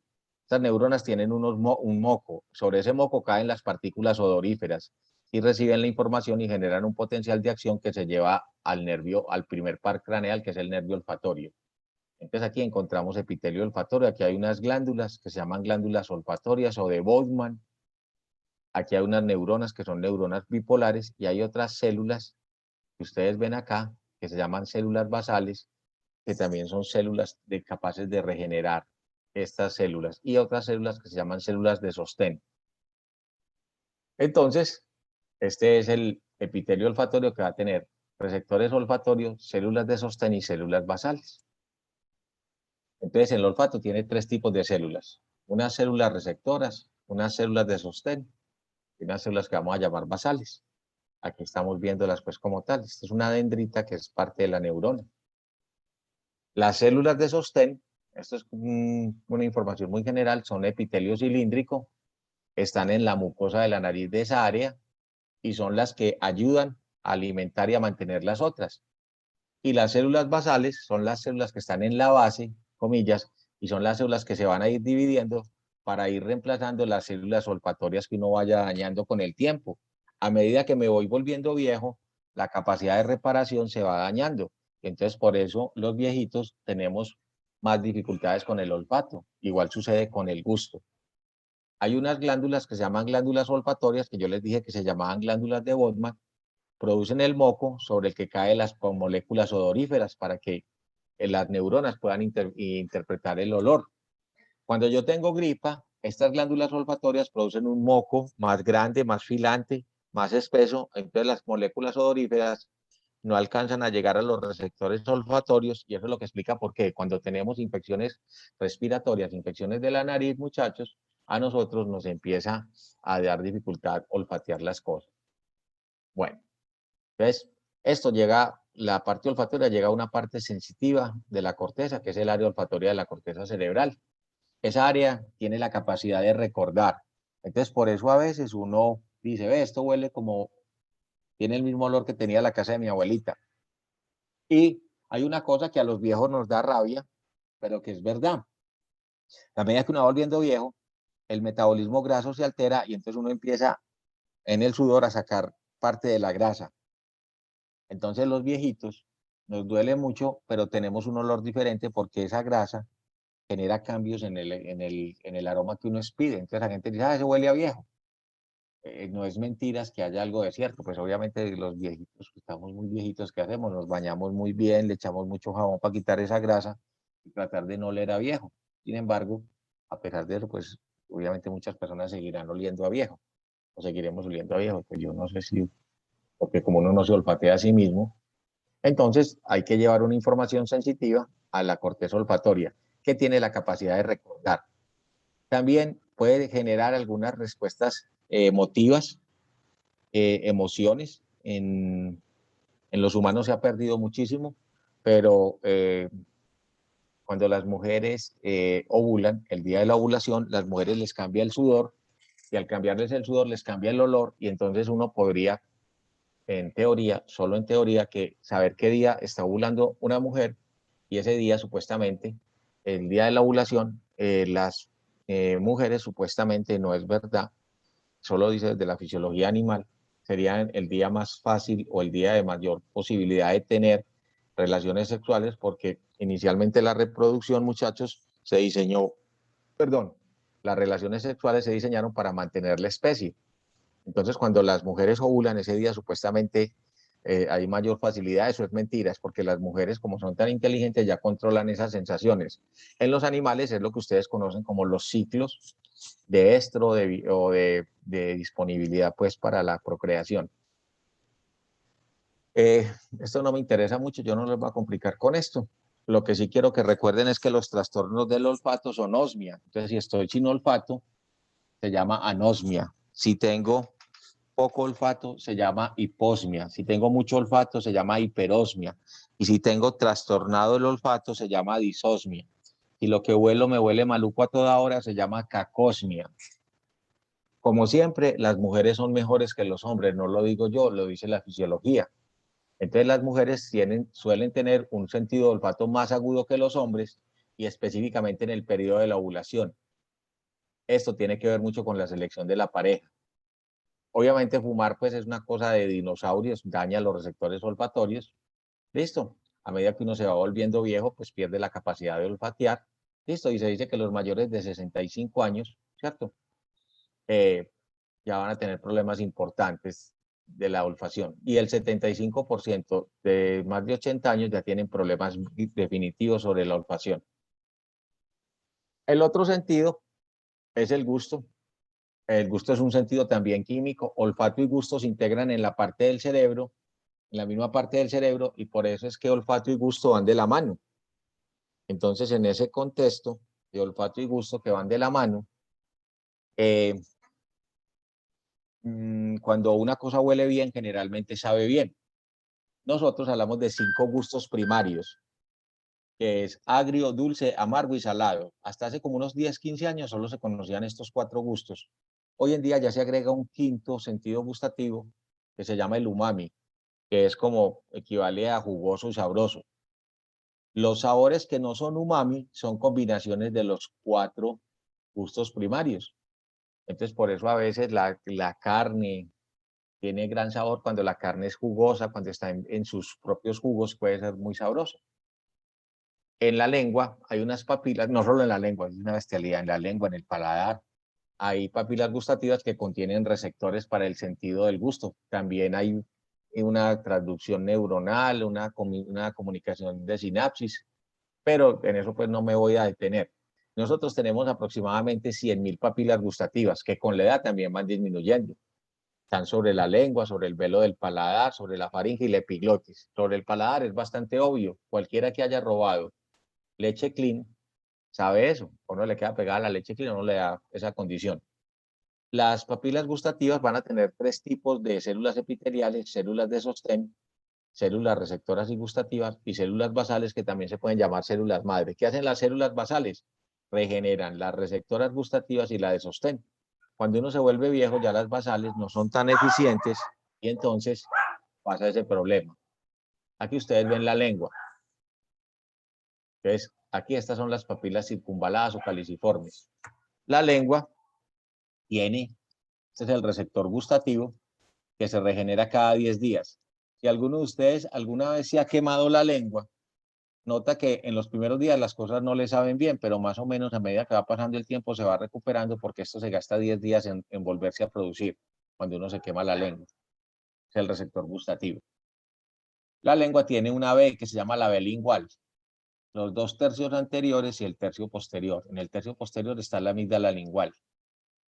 Y en el los 2 tercios anteriores están las papilas, estas son las filiformes, chiquiticas.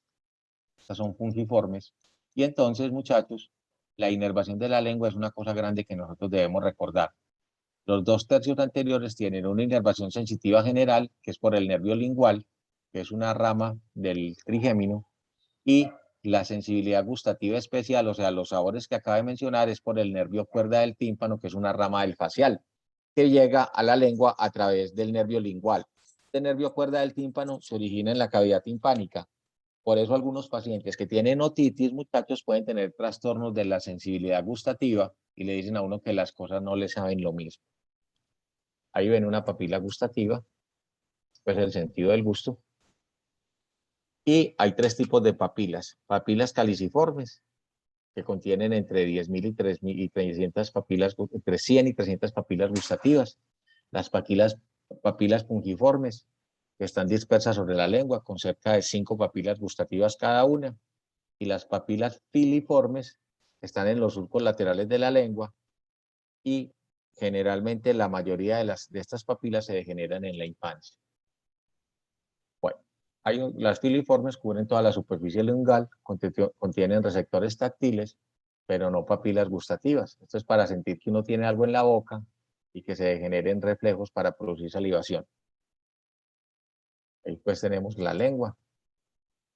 Y hay 3 nervios craneales involucrados en el sentido del gusto. El nervio facial, que es el séptimo, transmite información gustativa desde los 2 tercios anteriores de la lengua a través del nervio que les mencioné, que es el cuerda del tímpano. El nervio glosofaríngeo, que es el 9º, se encarga del tercio posterior, tanto sensitivo como gustativo. ¿Listo? Y el nervio vago transmite información gustativa desde las papilas gustativas en la epiglotis y en las fauces. ¿Listo? Estos son algunos de los nervios. O sea, a esa diapositiva le falta aclarar que en el tercio En los 2 tercios anteriores, la información sensitiva general es a través del nervio lingual. Entonces, igual que todas las vías, tiene unos aferentes que llegan a una parte que es lo que se llama el área gustativa primaria de la corteza cerebral, muy cercana a donde está el área gustativa, donde llega la información del olfato. Miren donde llega el olfato y arribita llega el gusto. Por eso olfato y gusto están integrados. Entonces les decía que olfato y gusto, generalmente, el olfato y gusto se integran en la misma parte de la corteza cerebral y por eso lo que sabe bien, huele bien. Bueno, a veces todo el mundo dice, bueno, ¿y a usted por qué le gusta una comida y a usted no? Por ejemplo, a mí no me gusta la cebolla. Soy pésimo comiendo vegetales, que es una cosa que lamento yo notablemente porque probablemente mi obesidad venga de que yo solo como proteínas y carbohidratos. Entonces, claro, yo poquitas verduras y las frutas, pues más bien poquito. Entonces, hay gente que le gusta una cosa y otra cosa. Entonces uno dice, bueno, ¿y por qué a unos les gusta así y a otros no? Entonces, eso de esa aversión de comidas que no me gustan tienen que ver con situaciones emanadas de conexiones entre el hipotálamo y el sistema límbico, que es el sistema de las emociones. Entonces, esa conexión entre el hipotálamo y el sistema límbico genera una conexión entre el gusto y las emociones, que son tanto agradables como desagradables. Generalmente las cosas dulces evocan reacciones de placer, mientras que las comidas amargas generalmente generan cosas de disgusto. ¿Listo? Entonces, basados en estas cosas, hay cosas que pueden generar un estímulo tan aversivo que a uno no le guste. Entonces, muchas veces, muchos animales y muchos humanos aprendemos a evitar algunas sustancias. Generalmente las sustancias ácidas pueden estar relacionadas con comidas que pueden hacernos daño. ¿Listo? Es muy probable que muchos de los animales tuvieran que aprender qué cosas no se podrían comer para intoxicarse. Eso es una versión muy rápida de la parte de olfato y gusto. Esto sí me interesa mucho, que es el concepto de visión. Este sí es grande. Entonces, cuando vamos a hablar de visión, son sin duda alguna una de las cosas, uno de los sentidos más maravillosos que tenemos. Los ojos son los órganos visuales que detectan la luz, convierten los impulsos electroquímicos y esos impulsos viajan a través de neuronas, captan la luz, regulan la intensidad de la luz a través del iris, enfocan el objetivo, que lo hacen a través del cristalino, forman la imagen, convierten en señales eléctricas y llega al cerebro, a la corteza visual. Siempre un sentido tiene que llegar a una corteza, a la corteza visual. Entonces, las generalidades del ojo es que es de forma esferoide irregular, puede tener un volumen de líquido que es más o menos 6.5 centímetros. El ojo solo pesa aproximadamente 8 gramos, tiene un diámetro anteroposterior de 24 a 25 centímetros y un diámetro transverso de 23 a 24 milímetros y está ubicado en la cavidad orbitaria. Si ustedes ven, los ojos son como la Tierra, achatada hacia los polos. Entonces, anatómicamente nosotros decimos que el ojo va a tener 3 componentes, una túnica fibrosa, una túnica vascular y la capa de fotorreceptores, que es la retina. Entonces, los componentes son 3, una túnica fibrosa, una túnica vascular y una capa nerviosa, que es la retina. En la retina es donde están los fotorreceptores. ¿Cuáles son los fotorreceptores? Los fotorreceptores son los conos y bastones. Los conos son para los colores, conos, colores, y los bastones para las intensidades del gris. Entonces, la túnica fibrosa va a estar formada por la córnea y por la esclera. La esclera es la parte blanca del ojo que nosotros vemos. Es la parte dura, por eso se llama esclera. Esclera en latín significa duro. Y la esclera en la parte anterior del ojo se adelgaza y forma una capa de células, un epitelio que deja pasar la luz. Como ese epitelio deja pasar la luz, muchachos, no puede tener vasos.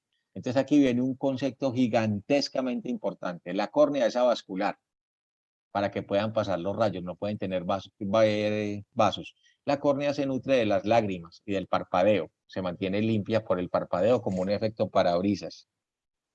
Entonces, cuando la córnea se inflama o se infecta, entonces genera vasos. Y al generar vasos, entonces el paciente pierde la visión. Por eso es que hay que hacer trasplante de córnea. Por una ley que sacaron estos maestros que nos manejan a nosotros, obviamente, ustedes saben pues lo que yo pienso de los políticos, no, no de derecha, sino de izquierda, sino de todos los políticos. Pienso que todos son unos pícaros, excepto los familiares de ustedes, que sí sé que son gente honrada.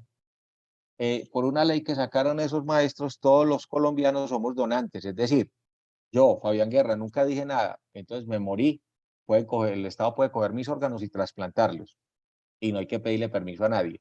Si yo digo, Fabián Guerra, yo no quiero donar mis órganos, entonces yo voy a una notaría y digo, yo, Fabián Guerra, mayor de edad, identificado con cédula, manifiesto mi deseo de no ser donante. Esa es la única manera. Cualquiera de nosotros, en las condiciones actuales, es donante. Una de las cosas que uno puede hacer, y yo lo haría sin duda alguna, es que cuando uno se muere puede optar regalar la córnea. Si yo le regalo mi córnea a una persona, esa persona va a recuperar la visión. Y yo, como cadáver, no me voy a ver feo, porque esta membranita ni siquiera se alcanza a ver. Tendría que ser alguno de ustedes un teso o un oftalmólogo para decirle a uno, no tiene córnea. Aparte, pues, de que a uno siempre lo entierran con los ojos cerrados, ¿cierto? Entonces no hay problema. Córnea avascular, fundamental para que pasen los rayos. ¿Listo? Esto es lo que llamamos la túnica fibrosa, la parte del globo blanco, que es la esclera. Acuérdense que a veces esa esclera, cuando hay aumento de alguna sustancia, se puede teñir, por ejemplo, la ictericia, ¿cierto? Que es un producto de un aumento de la bilirrubina, que hay muchas causas. Hay otra cosa muy bonita, es que en algunas personas usted puede ver la esclera azul. Y esa esclera azul está muy relacionado con un problema de los niños que se llaman niños de los huesos de cristal. Eso es una enfermedad que se llama osteogénesis imperfecta. Esos niños forman unos huesos que son exageradamente débiles y que con cualquier golpecito se rompen. La otra túnica es la túnica vascular, que va a tener esta estructura que es el iris, que es el que da el color de los ojos. La estructura del iris es exageradamente compleja, participan más de 10 genes en la formación del iris y por eso es que el iris de cada uno de nosotros es irreproducible bajo ninguna circunstancia. El iris es más sensible a la identificación que las huellas dactilares. Inclusive ustedes se han dado cuenta que en los sistemas de seguridad muy complejos, el iris es la puerta de entrada y usted tiene que definir cuál iris es el que va a poner, el ojo derecho o el ojo izquierdo. ¿Listo? Hola. Sí, profe. Bueno, entonces, ahora, pues el iris también tiene una influencia genética, ¿cierto? Entonces, generalmente, pues si usted tiene padres de ojos oscuros, usted probablemente tenga ojos oscuros. Ah, que salió claro, no significa nada raro. ¿Listo? Y si usted tiene padres de ojos claros, probablemente tenga ojos claros. No quiere decir que sea absolutamente cierto, porque les dije que son más de 10 genes que intervienen en el color del iris. Esto que ven aquí se llama el cuerpo ciliar. Es unas estructuras que juegan con esta estructura que está aquí. Esta estructura es el cristalino, que es el lente del ojo. Cuando los rayos llegan aquí, el cristalino los concentra para que lleguen a la retina y entonces uno pueda ver adecuadamente. Entonces el cristalino o se pone más redondo o se pone más alargado dependiendo si estoy viendo un objeto de cerca o de lejos. El cristalino entonces debe ser jalado o relajado por unas fibras musculares para que se ponga más redondo o más alargado. Eso lo hace esta estructura que es el cuerpo ciliar. Ahorita vamos a ver más unos detalles. Y la parte final se llama la coroides. Esta parte que ustedes ven acá, que hace parte de la túnica vascular, la coroides hace una cosa muy bonita. Los rayos vienen, atraviesan el cristalino, que debe ser transparente, atraviesan esta estructura, que es la retina, pegan contra la coroides y se devuelven. Como ustedes ven, muchachos, esto es un espejo cóncavo. Entonces, cuando él pega acá y la imagen se devuelve, se forma una imagen invertida, que es una cosa de teoría de espejos. La retina recibe la información mía invertida. Entonces yo vi un arbolito acá, que es casi siempre lo que utilizan. Entonces cuando llega acá, está al revés. El cerebro vuelve y lo desarruga, comillas, vuelve y lo desenvuelve. Entonces, esta es la túnica vascular. Luego viene esta estructura que es el lente, que hace parte pues de este mismo componente. Este lente es el cristalino. Tiene que ser transparente. Si este lente con la edad empieza a precipitarse las proteínas que lo forman, entonces él se opacifica. Y la opacificación del cristalino es una cosa que nos ocurre ya a los viejitos, que es catarata. Las cataratas también pueden ocurrir en enfermedades congénitas y pueden niños nacer ciegos con esa condición. Y las cataratas también ocurren más frecuentemente en pacientes diabéticos. Eso lo que hay que hacer es sacar ese lente y poner un lente de cirugía, que es lo que se llama una faquectomía. Una faquectomía. Bueno, entonces, esto que ustedes ven, que se llama el cristalino, entonces ese cristalino genera una cosa, un espacio que hay debajo de él. ¿Listo? Entonces este espacio que ustedes ven aquí, esto va a estar lleno de un líquido. Y aquí hay otro espacio. Este espacio, que ustedes ven, se va a llamar la cámara anterior. Este se va a llamar la cámara posterior. Y aquí, ojo, esto que está acá se llama el humor vítreo. Entonces, el cristalino es como el límite entre esta sustancia, que es como una gelatina sin sabor, y esto que hay un líquido que continuamente circula aquí y sale aquí, continuamente circula aquí y sale aquí. Se produce un líquido y continuamente sale y se reabsorbe. Cuando este líquido no puede salir, la presión dentro del ojo se aumenta, y eso es lo que en la clínica se llama un glaucoma. El glaucoma ocurre cuando el líquido que sale de aquí no se puede reabsorber aquí. Ya les voy a mostrar cómo se llama ese punto como tal. El otro es la capa de fotorreceptores, que es la retina donde están los conos y bastones. Entonces, ¿cuáles son el resumen? Ya vamos a terminar. La capa fibrosa va a tener la córnea y la esclerótica. La córnea permite el paso de la luz y lo refracta, lo desvía. La esclerótica es la parte blanca que da la forma y protege las partes internas.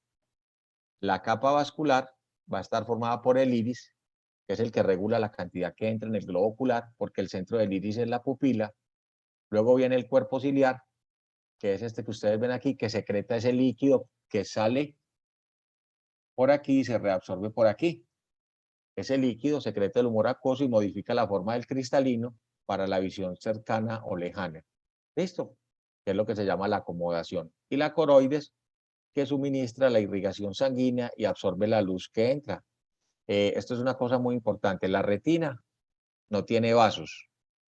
O sea, no se alimenta directamente, sino que se alimenta de la coroides. Entonces, fácilmente, pues no digamos que no tiene vasos porque eso es una incorrección, sino que la coroides le da el soporte vascular a la retina, le ayuda a la alimentación. Y aquí está la retina, que es la que recibe la luz, los convierte pues en potenciales eléctricos y lleva la información al cerebro a través del nervio óptico. Aquí vemos el cristalino, que dijimos que refracta la luz. Aquí hay un espacio que se va a llamar cámara anterior y aquí el espacio se llama cámara posterior. Entonces continuamente sale aire, sale líquido de la cámara anterior a la cámara posterior producida por los plexos coroideos. Bueno, ¿dudas, preguntas? Hola. Hola. ¿Me escuchan? Sí, profe. Bueno, entonces dejemos aquí y continuamos la próxima clase. ¿Listo? ¿Quedó claro? Muchas gracias. Bueno, un abrazo, nos vemos. Gracias, profe.